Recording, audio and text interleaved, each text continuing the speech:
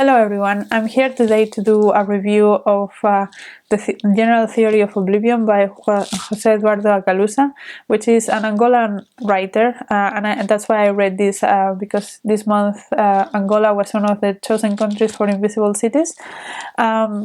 And this book is about mainly focusing in Ludo, or Ludovica, which is a woman that moved when she was young from Portugal to Angola with her family, and then she developed agoraphobia when she was in Luanda, in the capital of Angola, and she ended up staying at home for basically the majority of her life.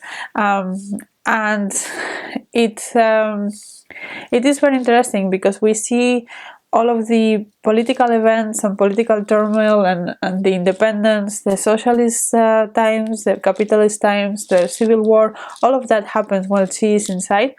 And we kind of see snippets of it, and she kind of gets the air that that's happening from neighbors that talk, from the radio. She gets little bits here and there, but she doesn't actually live through that because she is in her apartment all of this time. And it's very interesting. Like it gives a lot of history from Angola, but also it is interesting to see it from that point of view. Like it's a bit removed, and the writing was very whimsical, almost magical. I think someone in a review mentioned that it was magical realism. I didn't actually get the actual magic bits, but the writing has that feeling, and it was beautiful and very, very interesting to combine all of those elements together.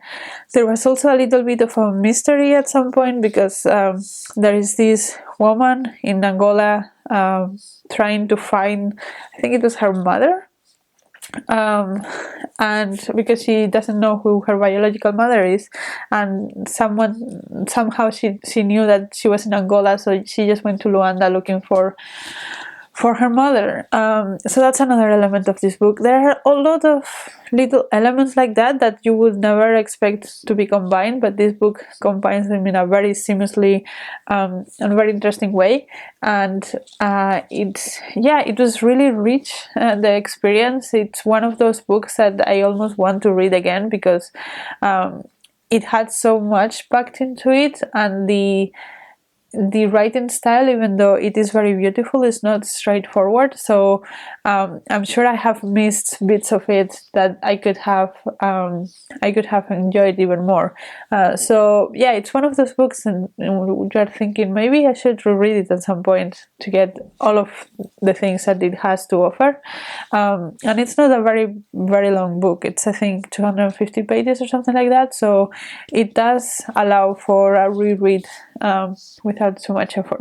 So I might do that at some point, or I might pick something else from this author. I think he has a very interesting writing style and a very interesting way of approaching writing, not just like the sentence to sentence level, but the way that he constructs a story and the stories he tells and the points of view, all of that plays a big role on this novel. And they were very unusual choices on some of these aspects. So yeah, I enjoyed it, and the thing that I will say as a criticism, though, is that even though there are mentions of the racial tensions here and there was it's not the job of the book to focus on that, but I would have personally liked a little bit more focus on that aspect of Angola as well, because Ludo, the main protagonist, is from Portugal. I would have liked to see a little bit more how that played off, but obviously because she is in her apartment, there is not so much to say about how she interacts with people, because she doesn't. But yeah, I would have liked to see something more on that side, and maybe some of the other books from this author do explore that. I would be interested to see that, but in this particular one he doesn't, so I would have liked that to be part of the book as well. But other than that, I think it's very interesting. And if you want to learn anything about Angola at all, I think this is a great book, because I personally didn't know much about it other than the fact that it was a former Portuguese colony. So yeah, there was a lot of history in this book that I learned from Angola, and I'm very happy about it. So yeah, those are my thoughts on A General Theory of Oblivion. Let me know if you have read it, what you thought about it, or if you want to read it. And until next video, bye!